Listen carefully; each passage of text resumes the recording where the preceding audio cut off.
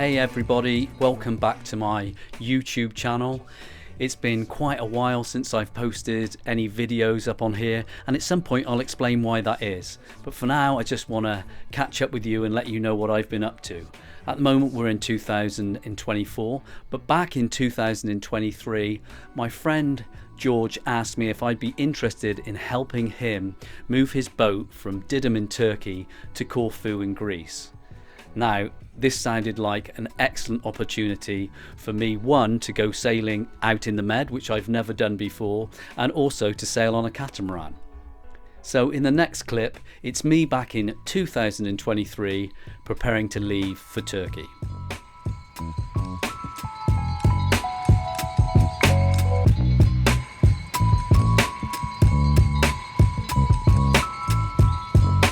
So I'm all packed, and in a couple of days I am going to be shooting off to Didum in Turkey, and we're going to be sailing first sail up to Samos, and then who knows, an adventure through the Cyclades, possibly, maybe up through the Corinth Canal and onto Corfu. And then I think I'm leaving, and then I think George is carrying on sailing to Montenegro, I think. And I'll just show you in a minute what I've packed. So here are the two bags that I'm taking. One's got a load of camera gear in, and the other's got tripods and a few bits of clothes and some snorkel and stuff like that, but not a lot of stuff. It's mainly my filming gear, to be honest, because I think it's going to be nice out there, so I want to get some good shots. So this is the lovely guy who picked us up at Boardroom Airport, me and Bruce, and took us about an hour and a half drive, and then we got to Didum Marina. So this is George, skipper, captain of the boat. First day on our trip. And where are we heading tomorrow? We're heading to sea. We're heading out to sea, I think. Good. Cool. We have Brucey, who I travel with today on the plane, and he is second mate. What is he? No. Not a cabin boy yet. You've got to earn that. You've got to put one of my dresses on first, and then we'll call you cabin. Okay, so we've arrived in Turkey, and we're on George's boat, his catamaran. It's a Broadblue something, and tomorrow we'll be sailing to Samos. So this is our first day. We're just going to prepare the boat in a bit, and then tomorrow we're going to head off to Samos. This is George's dog, Roger. He's quite a character, and he's a Spanish water dog, and any chance of getting in the water, he's in it. Right, so... Right. Gentlemen, our endeavour is to go up the Aegean, across and around the Ionian, and pop across the Adriatic, and then maybe zigzag around it a bit. I can't guarantee that you'll both come back, but I guarantee this: we shall be drunk. Ha ha! Aha! Cheers! Cheers! Cheers! Here's to the trip then. Good luck. But silliness aside, we had a few drinks and enjoyed the cool of the evening. Greece and Turkey were going through a heat wave at this moment in time, and in the day it was getting over 40 degrees in the boat, up to a point where George's computer failed to work and he had to buy some fans for it. But the next day, very early in the morning, we left Didum Marina. A couple of guys helped us out from the marina, and we set off motoring towards Samos. So we motored for a couple of hours, and then when we got round the corner we put the sails up and headed north towards the island.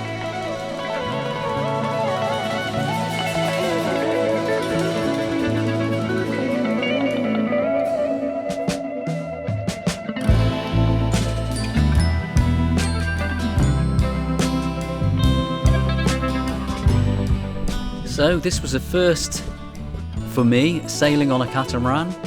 I'd only ever sailed on monohulls before, so what did I think? Well, I've got to say, I was really impressed. Now, there's pros and cons to all boats, we all know that, but there are some serious pros about sailing on a catamaran. Would I want to own one? I'm not made up my mind yet about that, because there's a difference in expense in buying one and keeping one up, owning one. But did I like the comfort? Did I like the way it sailed? Did I enjoy the space and a place to just be hanging out on? The answer is a very big yes. George's boat is very well built. It's super comfortable inside. There's none of this leaning that goes on with monohulls, so you can literally watch where you're going as you're doing the washing up. You can sit very comfortably under cover, see all around the boat, and I suspect that yes, it might not go upwind as well as some monohulls, in fact quite a lot probably, but depending where you are and what sort of sailing you're doing, I gotta say I was impressed. So after a long day sailing, we arrived at Samos in the afternoon, and we decided we were going to stay at Pythagoras on the island of Samos.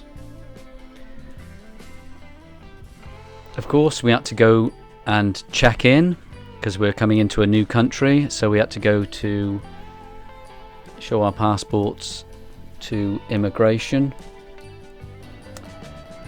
and customs and check into the country. And for me, it was the first time doing that in the Med. And after that, we decided we needed to have a beer and some cold coffees and some food and relax, and then walk around Samos. Samos is absolutely beautiful. So in the afternoon we walked around, got some food, some gyros, and then just had a very relaxing evening. Yeah, don't care for the camera, do you, Roger? So how was your gyros? Out of 10, Mm-hmm. quality, 9. Mine. And that's only to leave room for improvement, because Price. there's always room for improvement. But it was spot on. A tiny little bit too much juice and stuff, but a messy gyros is a good gyros. What can I say? Beautiful Samos, and Bruce has given us our first review on the gyros, and we're going to do one at every place we can get a gyros. Some of the islands we won't be able to because we'll be anchoring and there won't be any to get any, but we're going to try and do a gyros review every island we do, which is pretty cool. But this is our first night in Greece. We were in Turkey yesterday. As you can see, it's absolutely beautiful, and we're having a very easy night, just a couple of beers and get up early and a long sail tomorrow. But so far everything's going brilliantly. Something else that was different for me was the mooring style in the Mediterranean. We backed up against the wall in Pythagoras, which is very convenient. You can step off the boat and go for a drink or something to eat and go shopping, and then just step back on later and watch the world go by, which I did for a lot of the evening. One of the downsides is that people didn't really go until 4 a.m. in the morning, so it was still quite noisy, but I didn't mind. And in the morning when we awoke, it was just beautiful to be there. And then we set off again, and the next anchorage we went to was Forney, which is on Rainier Island.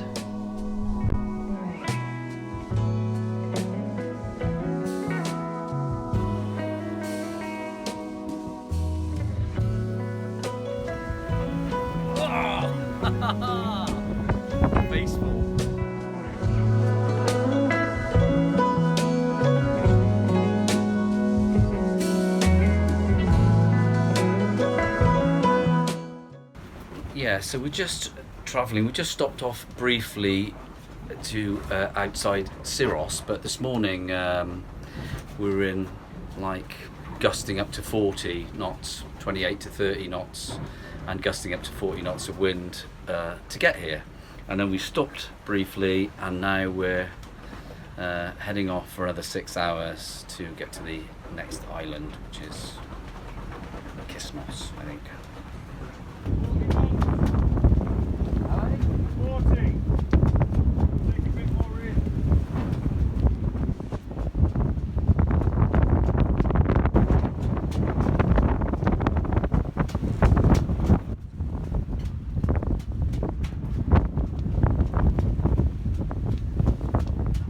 Yeah, so once we got in the lee of the island, it just calmed down a lot.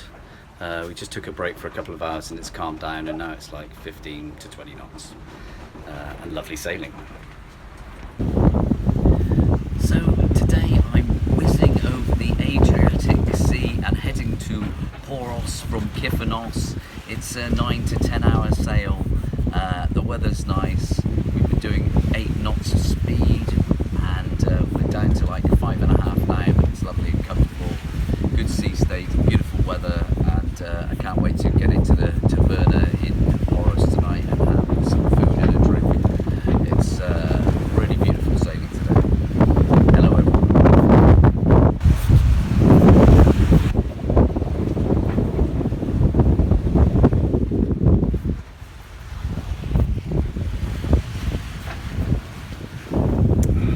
Love it.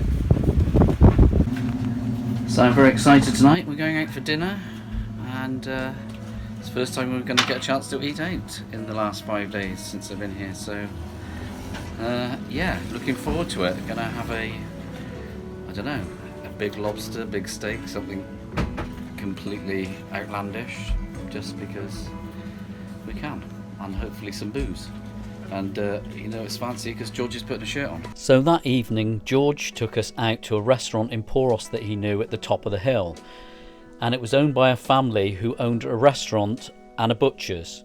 And all the meat from the butcher's went straight to their own restaurant. So it was lovely and fresh. And we had 2 massive steaks, had a laugh with the waiter, and then went down into town and had a bottle of wine and watched the world go by before we headed off to the Corinth Canal. Nice. We actually found a nice bottle of wine. Okay, so I thought I'd give you a tour of the inside of the boat. Here's the salon. Very comfortable in here. Windows all the way around with blinds, which are really great. And outside in the cockpit, there's Roger chewing on his rope. And George is on watch. We like to take, depending on how far the trip is, 3 to 4 hours on watch each. And we've just left Poros a couple of hours ago, and there's not any wind today, so we had to motor, unfortunately, but that happens quite a bit out here. But it's a great way to explore the islands on a boat. You can just stop at an anchorage, drop the anchor, take the dinghy into the beach or a town, stop at a taverna and watch the sunset, or just sit on the boat and enjoy the view. So we're heading now from Poros and we're heading towards the Corinth Canal. George booked it a couple of days ago. And here we are back in. Here's the galley. We've got a sink and cooker, fridge, freezer, microwave. And down on the starboard side, aft, that's George's room. Big queen bed in there, looks super comfortable. And then there's a big head in there, lots of storage space and a big shower. And this boat is the owner's version, so there's not 4 cabins, there's 3 berths. It's the chart table, TV, and now this is the side I was staying in, and that was Bruce's room.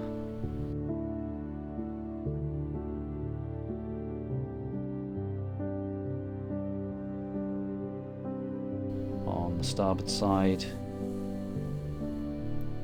and then there's a head here.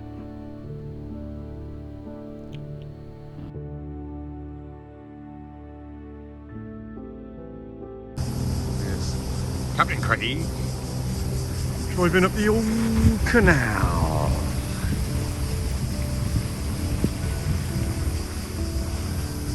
Where we saw a bungee jumper. There he goes.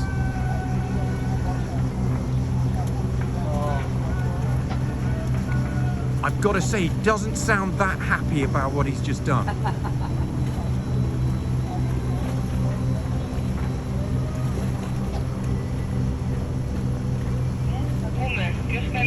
Corinth Canal wasn't exactly what I expected. It's actually quite narrow, and we had to wait for our slot to go, and we were in a group of 3 or 4 boats. We were the last, and you go down what is quite a narrow channel with high sides, as you can see, and you have to keep up a certain speed. They expect you to do 5 or 6 knots. It takes about an hour to get through, but you have to pay attention and focus, because it's quite easy to drift into the sides here because it's not very wide. Also, another thing about mooring and anchoring in the Med, which is completely different to what I have in England, is once you get to an anchorage, you can just set the anchor and then dive on the anchor and go and check it, which I have done in England, but in English waters it's a bit nippy, so not every time you get the chance to just go in and have a swim and get your snorkel out and dive down and check that you've set the anchor correctly.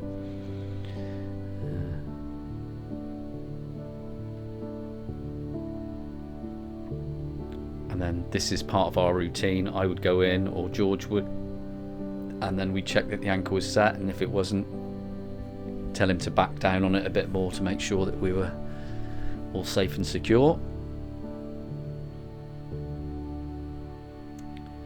And also snorkeling, you get to see a lot of lovely wildlife as well, fish and octopus, and when you're sailing there's dolphins about.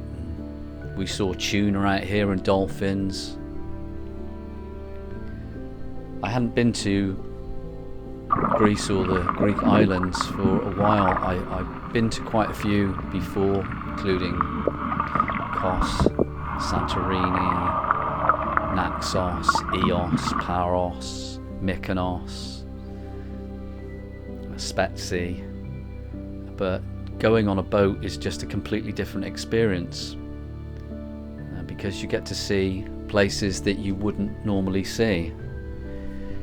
And so far on this route, we left Turkey, Didum in Turkey, and we sailed to Samos and stayed at Pythagoras, and then we went to an anchorage on Forni,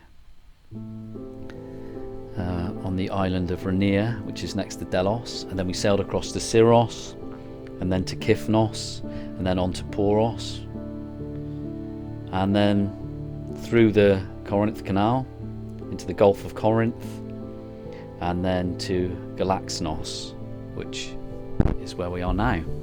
And it's absolutely beautiful here. And I had a good explore round and had some food here. I had a big plate of gyros and a lager. So tomorrow we'll be heading off again towards the Gulf of Patros and into the Ionian Sea, with a few stops along the way. Really hope you've enjoyed this video. If you have, please like and subscribe, it helps me out, and hope to see you on the next one.